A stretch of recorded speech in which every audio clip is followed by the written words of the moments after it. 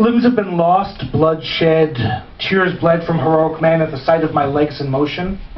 A sobering potion to the inebriated, seeing roosters castrated is easier to view than my dancing shoes upon the floor.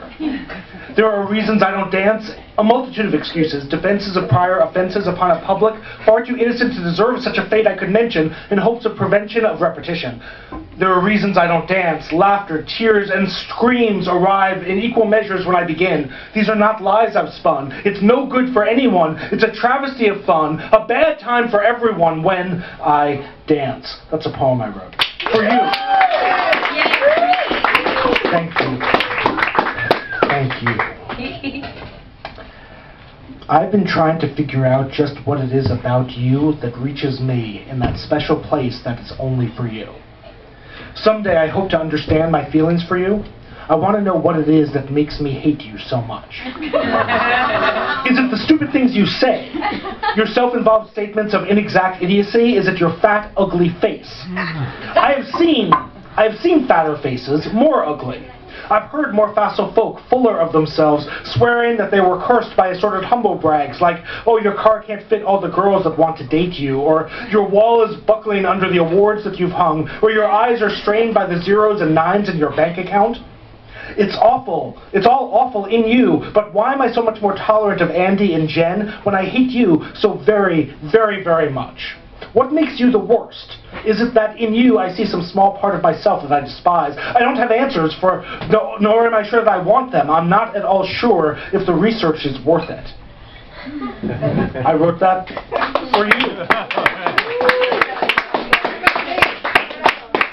I feel like I want to give a little, I realized suddenly in retrospect that that I wrote this for you is something that I've stolen indirectly from Herb Scher, who, in one of his many personas, thanks you for his applause. It's a wonderful gesture to try and focus you. It occurred to me that it's theft, and thank you, Herb, for never. From you. Wow, it's a mind bender. It's so confusing. I wrote this poem, and Daniel Safler looked over my shoulder and said, "That's a good poem." And I said, "Daniel Safler, don't look over my shoulder and read my stuff." And he said, "You're right, I'm sorry." Some stories aren't worth telling. It's true. I recognize that now. Pablo Picasso was called an asshole like every single day of his life. From birth, this unjustifiable prick would lord his magnified genius over the rest of us, redefining art itself sometimes in his sleep. He was called an asshole day and night, night and day, whether working in watercolors or charcoals or pouring coke to his studio. He was named a nasty man, described as a dick. Pablo Picasso was always called an asshole. And that's all right. It didn't stop his fame, his fortunate force of accomplishment. His announced assholery never stopped a single Sally from getting in his pants. He was beloved and astonishing despite being an ass. I aspire to that. I want to be a man respected regardless of his horrible behavior. I seek stardom and adulation without an instant of effort made towards another human being. I seek to be so great that the world loves me despite me. I want to be called awful but still be called. I want to be an asshole but still be loved. It will happen someday. I've got half of it down. Hey. Yeah. Does anyone have a laptop? I mean, if they have a desktop, that's cool too. But does anyone have with them a desktop computer? Sometimes. What is that? Okay. I don't even know what it is. Okay, fuckers. Tablet. I told my mommy to watch me on Gander. I'm not positive if the camera is getting my good side or if anyone knows what my good side is. If you have one, totally your good side. That's my. Well, okay, well that's great, but you're not actually where the camera is, so that's useless. But thank you. I can see you right there. Right there. Right, you can see me in the frame. Brilliant, I'm good to go. Hi, Mom. Aww. Yeah. Hey, Mom. I'll pay you later. This is called Creative Strike. It seems that everything I have to say is everything that I've said. Every thought I try to think's already in my head. Apparently, this is a rhymer. I used to be original, but lately, in defeat, I've found that new attempts at cleverness are replete with my repeats. My head's been clouded in a purple haze for nigh on 40 days. What can I do to change my ways and find new things to say? If you can help, I'd be in joy and freed from my slump, for I have been... Look, could you give me a hand or what? Bumpity bump. Thank you. Talk amongst yourselves for like a second. I need to find a poem that's a little somewhere else. We're done. We're done.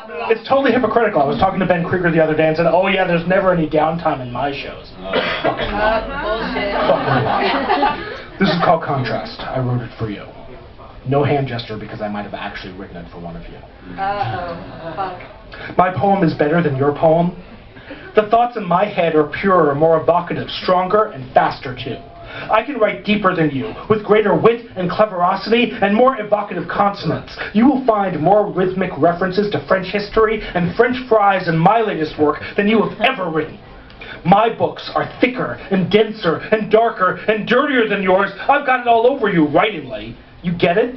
Great. Now please, can I see that Pulitzer? It would be good if I got the word right. Pulitzer? Oh, I'm sorry. May I? Yeah.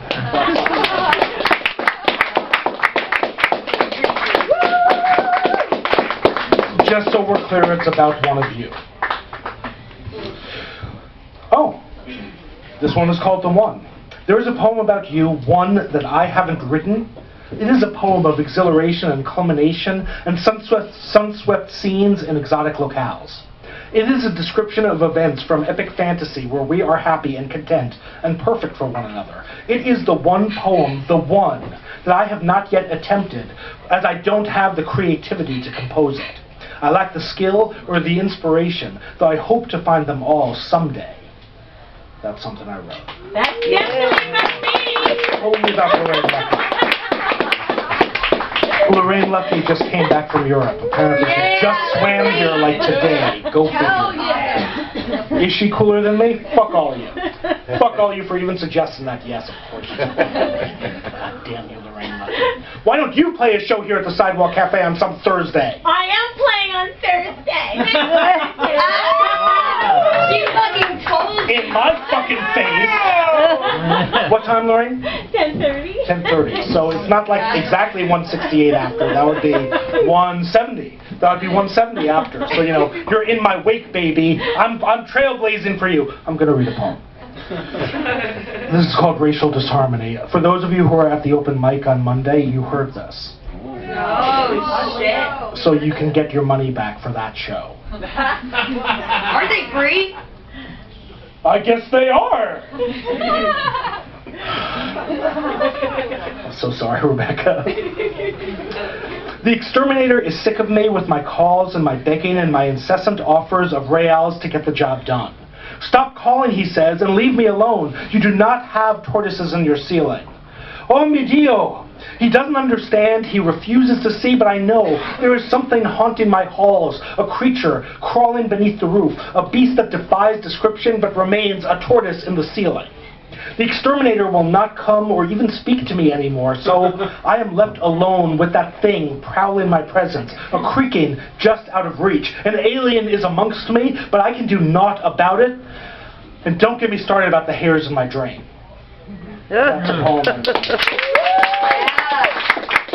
And despite my own best interests, Rebecca, I am reading a poem called Upstairs.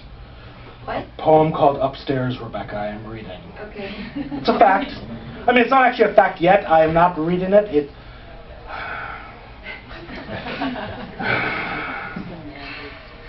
Semantics is what I do. Very poorly. Very poorly. I couldn't do what she did. I could never survive in isolation without family, friends, and the internet to keep me whole. It would be painful. I would be suicidal. It would be unsatisfying. I could never do what she said, what she did. I could not live holed away, watching the world from a distance, but unable to interact. Solitary confinement does not suit me, see? I would not be capable of the life that she led, a ghost in a world unused to her. I would not hide my life away. It would never work for me. I could not do it. I could never live in the attic so long. I suspect I would sooner die. That's a poem called Upstairs. Yay!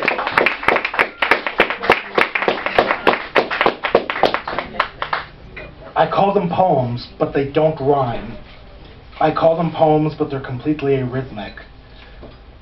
They're short stories. They're shush stories. Because they're too short. I have to come up with a better phrase. And perhaps now this time on stage during the Anti-Folk Festival is not the time to go over that. I'm going to read Spray Paint and Epicac. I didn't go to your party because I hate you. I didn't go to your party because you stink. I didn't go to your party because the people that you like are not the people I like, at least not since you decided that the people you like, no longer include me, and they all like that just fine.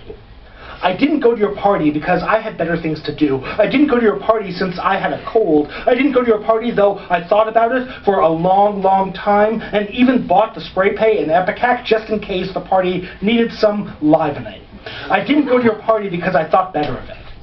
I did not go to your party last night or last week or last month and probably won't go again for any of the many, many, many, many events you insist on hosting despite your parents, roommates, and landlord's insistence for quite some time to come. I did not feel the need. I do not have the urge. I have not found the stomach for quite such an affair again. I didn't go to your party last night because I never received the invitation. Whoa. That's a poem.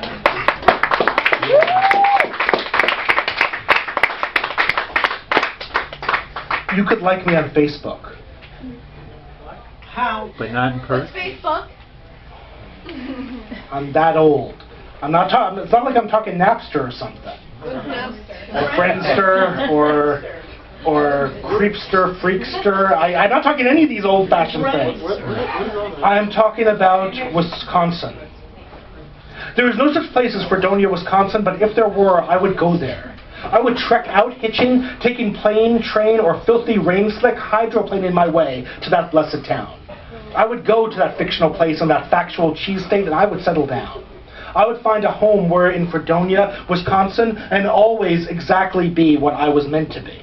I would transform. I would translate. I would transubstantiate my way into a newer way of being. I would alter. I will reactivate. I would become what I always hoped to, what I always meant to be, what I always wished to become. I would live in Fredonia, Wisconsin, happily ever after.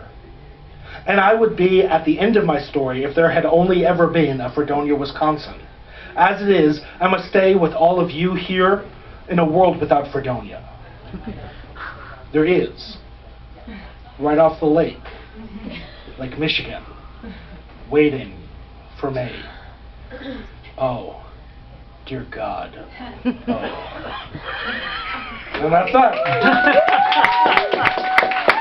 Nice ending.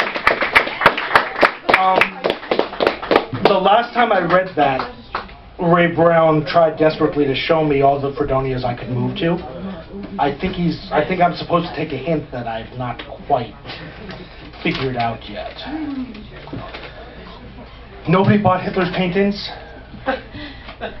Poor Adolf worked and slaved on his art. He labored under the impression that everyone under the sun had an inspiration, a way to contribute to society, a unique form of expression as a unique window to his soul. But nobody bought Hitler's paintings. He tried and he tried, vying for attention, lying about his age, dying to sell his soul for another's pleasure. The Austrian boy toyed with his art, but the fickle public broke his heart, and nobody bought Hitler's paintings, and so he had to find another avenue of expression. So I've got a Bandcamp page. You should probably go there, maybe now. This is a poem. It's called Empty Words. As I look at it, it appears to have been written December 5th, 2011. True story. Boring story. Some stories should not be told. There's a lesson that someday I will learn. I'm sorry, what? I must have missed something you said, or perhaps everything. I didn't mean to. I'm a little distracted now. It's sort of, the amount that I want to sleep with you is like a lot. I mean, it is difficult to follow your no doubt entertaining train of conversation. It's just so hard to hear you over my ragged breathing, my rubbing hands, and the blood coursing through my ears. I'd ask to go somewhere quieter, but I find it very difficult to walk with, next, or near you. Really, for me, in this agitated state, it's hard, difficult. I meant difficult to come to, arrive at, with this, that's a safer choice of words, any way for us to get along. So it might be best for us to cut our losses. Unless... yeah. I'm going to take a drink.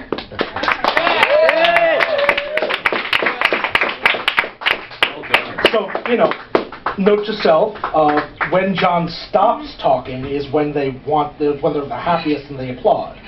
Lesson is, you know, less of me, better for you. Do you want us to avoid during the poem? All I'm seeing is that you hate me. That's all I got from this. That's all I know. I'm okay with that. Love me. This is called Seems to Defy. That's not a good gesture, is it? Okay, yeah. Unless you follow with the other hand, like. But there's a problem with my prop, you know. I mean, then I have to do a flip, and then I have to do this. You can now I've got 2 wet hands, and now I can't really do the phone. It's just, yeah, something's gone wrong. It's called Seems to Defy, and it goes exactly like this. Good God, look at this place with the flashing lights and the darkened corners and the awful music and the watered drinks. This is not the party I'd expected. I had my heart set on a pizza party with Hawaiians for everyone, but this is something else again. It is too loud. It is too crowded. I am too sweaty, and the girls, there are too many damn skanks in this club, with their day-glow midriffs and their leopard skin hair, with tops too tight and bottoms too short, and tops so short and bottoms so firm, I'm becoming quite uncomfortable.